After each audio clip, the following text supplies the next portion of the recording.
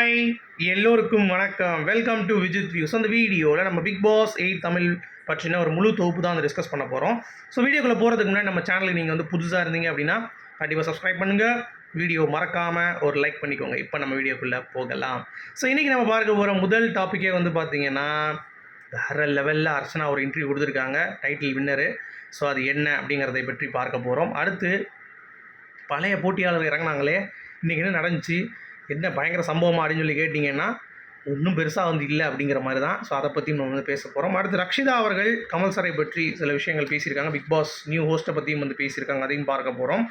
அடுத்து ரொம்ப முக்கியமான ஒரு அப்டேட், கண்டஸ்டன்ட் லிஸ்ட்டில் யார் யாரெல்லாம் அப்டேட் ஆகிருக்காங்க, ஆட் ஆகிருக்காங்க அப்படிங்கிறதை பற்றியும் தெளிவாக பார்க்க போகிறோம். அது மட்டும் இல்லாமல் ஆளை விடுங்கடா சாமி அப்படின்ற மாதிரி பிக் பாஸ் விட்டு போனவங்க எத்தனை பேர் அப்படின்றதையும் வந்து இந்த ஒரு த்ரெட்டில் வந்து பார்த்துருவோம். அப்புறம் பிஆர் பற்றி சில விஷயங்கள் பேச வேண்டியிருக்கு, அதையும் பேசிடுவோம். சரியா?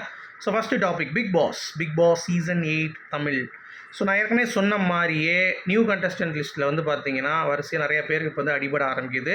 ஸோ பவித்ரா ஜனனி, அர்ணவ், அன்ஷிதா, சுனிதா, ரவீந்தர் சந்திரசேகர், இன்ஸ்டாகிராம் திவாகர், தீபக், அப்புறம் வந்து பார்த்திங்கன்னா நிறைய பேர்கள் வந்து இதன் மூலமாக நமக்கு அடிபட்டுருக்கு. பட் ரூமர் கண்டஸ்டன்ட் லிஸ்ட் இதெல்லாம் வந்து நம்ம ஓரளவுக்கு ஃபைனல் பண்ண கண்டஸ்டன்ட் லிஸ்ட்டு. ரூமரில் வந்து செந்தில் அவர்கள், பார்த்திபன் அவர்கள், இந்த மாதிரி ஏகப்பட்ட பேர்கள் வந்து வெளியே வருது அப்படிங்கிறது தான். ரஞ்சித் அவர்கள் கன்ஃபார்ம்ன்ற மாதிரி, பாக்கியலட்சுமி சீரியல் நடித்த ரஞ்சித் அவரும் கன்ஃபார்ம் அப்படின்ற மாதிரி வருது. ஸோ இதெல்லாம் ஒரு பக்கம் இருந்தாலும் மயில்சாமி அவருடைய பையன் உள்ளே இறங்குறார் அப்படின்ற மாதிரி ஒரு அப்டேட் வந்து வந்திருக்கு. அதுவும் வந்து நியூவான அப்டேட்டு தான். ப்ளஸ் சின்ன சின்ன விஷயங்கள் அடுத்தடுத்த அப்டேட்டட் வந்து பார்த்திங்கன்னா வந்துக்கிட்டே இருக்குது அப்படிங்கிறது தான். பட் என்னென்னா எல்லா சீசன்லேயும் இந்த டைமில் ஒரு 10 நாள் முன்னாடி இருக்கிறப்ப கன்ஃபார்ம்டாக வந்துருச்சுப்பா அப்படின்ற மாதிரி ஒரு ஃபீல் வரும். அதற்கான ஒரு எக்ஸ்பெக்டேஷன்ஸும் வந்து இருக்கும். பட் இந்த சீசன் பொறுத்த வரைக்கும் அந்த மாதிரி எதுவுமே வாய்ப்பில்லை ராஜா அப்படின்ற மாதிரி ஆகிப்போச்சு. ஏன்னா அந்தளவுக்கு ஒரு ஹைப் வந்து இன்னும் பிக் பாஸ் டீம் வந்து க்ரியேட் பண்ணாங்களா அப்படின்னு சொல்லி கேட்டிங்கன்னா கண்டிப்பாக க்ரியேட் பண்ணல. அப்படின்னாலும் இந்த சீசன் பொறுத்த வரைக்கும் எப்படி ஒர்க் அவுட் ஆகும் அப்படின்னா, இது வரைக்கும் கமல் சார் பண்ணார். பட் இந்த சீசன் புதுசாக இருக்குது.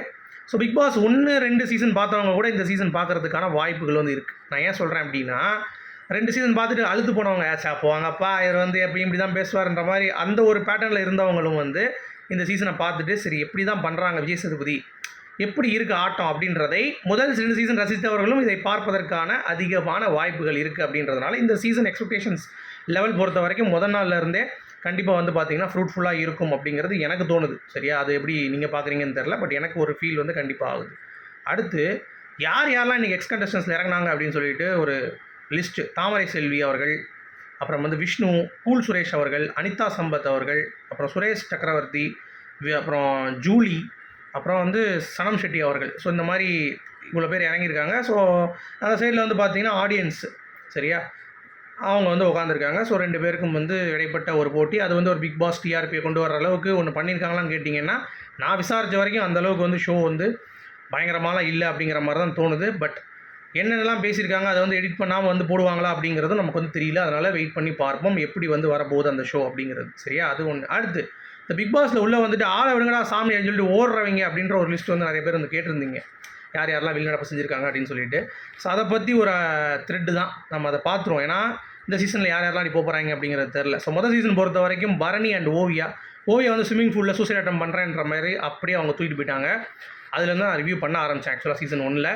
அடுத்து வந்து பார்த்திங்கன்னா சீசன் 1 பரணி அவர்கள். ஸோ பரணி வந்து மேலே ஏறி குதிச்சு போகிறேன்னு சொல்லிட்டு கொஞ்சம் ஜிமிக்ஸ்லாம் பண்ணிவிட்டு அடுத்து வந்து பார்த்திங்கன்னா அவர் வந்து வெளியேற்றிருந்தாங்க. சரி, சீசன் 1 ஓவியாலேருந்து பண்ணுறீங்கன்றீங்க, அப்போ சப்ஸ்கிரைபர்ஸ் என்னங்க இவ்வளோ தான் வச்சுருக்கீங்க, எத்தனை வருஷம் பண்ணுறீங்க, 7 வருஷம் அப்படின்னு சொல்லி. இதுக்கு முன்னாடி நான் சங்கே முழங்கு அப்படின்ற ஒரு சேனலில் இருந்தேன். அதில் ஒரு 3 இயர்ஸ் நான் பண்ணேன். சரிங்களா? அதில் ஒரு 1,50,000 சப்ஸ்கிரைபர்ஸ். இது அடுத்து ஒரு 3 இயர்ஸாக பண்ணிகிட்ருக்கேன். இதுலேயும் ஒரு 175 மொத்தமாக சேர்த்திங்கன்னா என்னுடைய ஒரு வேல்யூ அப்படிங்கிறது ஒரு 3 lakhs மேலே தான் சப்ஸ்கிரைபர்ஸ். சரிங்களா? ஸோ அது வந்து 2 நான் பிரிச்சிருந்தனால என்னால் வந்து ஃபோக்கஸ் பண்ண முடியல அப்படிங்கிறது தான். ஸோ இது 3 சீசனாக நான் பண்ணிகிட்டு இருக்கனால இவ்வளோ ஒரு இது இருக்குது. ஸோ அப்போ கரெக்டாக ஒர்க் அவுட் ஆகுதா? நிறைய பேர் அந்த கேள்வி கேட்டிருந்தீங்க. ஸோ அதனால் ஓகேவா. அடுத்து செகண்ட் சீசனில் யார் வந்து வெளிநடப்பு செஞ்சா அப்படின்னு பார்த்தீங்கன்னா வெளிநடப்பு யாரும் செய்யலை. ஆனால் ஒரு ரெட் கார்டு கொடுத்து ஒருத்தவங்க அனுப்புனாங்க. யாருன்னு பார்த்தீங்கன்னா மகத். சரியா? 3வது சீசனில் யார் போனாங்க அப்படின்னு சொல்லி பார்த்தீங்கன்னா நம்ம சரவணன் அவர்கள் பஸ்ஸில் வந்து ஒரு கான்ட்ரவர்சியாக ஒரு கமெண்ட்டை பாஸ் பண்ணார். நான் வந்து பஸ்ஸில் போகும்போது பெண்களை வந்து இடிப்பேன் அப்படின்ற மாதிரிலாம் ஒரு சில்லறையான கமெண்ட்டு. ஸோ அந்த சில்லறையை வந்து வெளியேற்றிட்டாங்க அப்படிங்கிறது தான். அடுத்து வந்து மதுமிதா அவர்கள் கையை அறுத்து அவங்க வந்து வெளியேறினாங்க அப்படிங்கிறது தான். 4வது சீசனில் வெளியேற்றம் அப்படிங்கிறது வந்து பெருசாக இல்லை. அது வந்து சீசன் வந்து பயங்கர ஃபயராக இருந்தது. ஆரி பாலா அப்படின்ற அந்த ஒரு ஃபோக்கஸில். 5th சீசனில் நமிதா மாரிமுத்து அவர்கள் ஸோ ஒரு டிரான்ஸ்ஜெண்டராக உள்ளே வந்து முதல் சீசனாக உள்ளே இறங்குறாங்க. அவங்க வந்துட்டு என்ன பண்ணுறாங்க அப்படிங்கிறது தெரியல. திடீர்னு நைட் வந்து போட்டாங்க, அதெல்லாம் இல்லை கிளம்பிட்டாங்க அப்படின்ற மாதிரி நமக்கு வந்து தகவல் வருது. ஸோ அவங்க என்ன பண்ணாங்க, என்ன பண்ணுறாங்க, எப்படி பண்ணாங்க, எதுவுமே நமக்கு வந்து தெரியல அந்த டீட்டெயில். ஸோ அவங்க வந்து வெளியேறிட்டாங்க அப்படிங்கிறது பார்க்க முடியுது. சரியா? 6th சீசன்லேயும் வந்து அந்தளவுக்கு எந்த ஒரு சீசனும் வந்து வெளியே போன மாதிரி இல்லை. ஆனால் டைட்டில் வின்னர் தான் கொஞ்சம் ரெக்கார்ட்லாம் கொடுத்து அனுப்புன மாதிரி கொண்டு வந்தாங்க. அசீம் தான் 3வது வாரமோ அதுக்கடுத்து அனுப்பல. 7வது சீசன் பொறுத்த வரைக்கும் பிரதீப் ஆண்டனி அவர்கள், அப்புறம் வந்து பவா செல்லதுரை அவர்கள். பவா செல்லதுரை தெரியும் உங்களுக்கு, அவர் வந்து அப்படியே பேசிட்டே இருக்கும்போது நான் வீட்டுக்கு போனேன் அப்படின்ட்டாரு. அப்புறம் வந்து நம்ம இவர் பிரதீப் ஆண்டனி அவர் ரெட் கார்டு கொடுத்து அனுப்பிட்டாங்க. சீசன் 6ல் இன்னொன்று ஒருத்தர் ஜிபி முத்து அவர்கள்.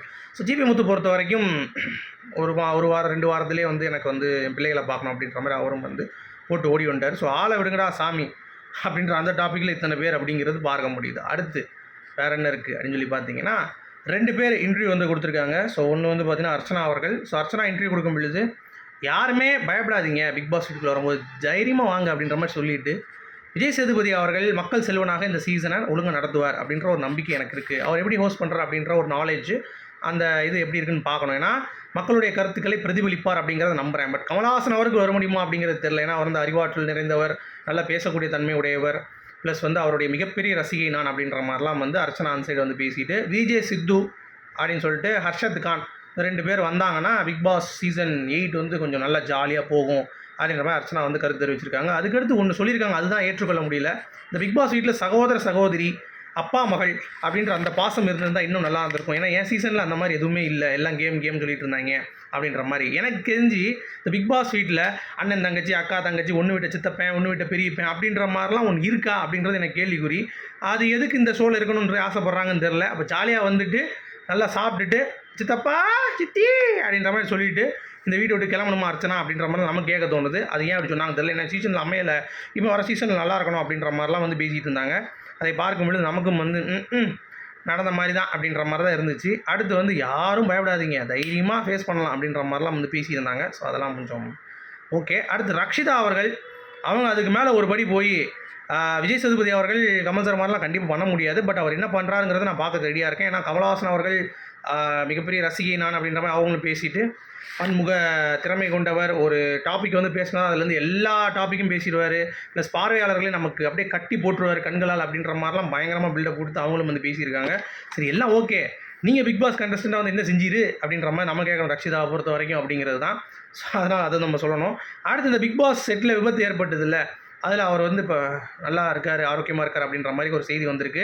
அது மட்டும் இல்லை, செட் வேலைகள் நேற்று நிறுத்தப்பட்டிருந்தது, இன்றைக்கி வந்து திருப்பியும் வந்து ஆரம்பிச்சிட்டாங்க அப்படிங்கிறது தான்.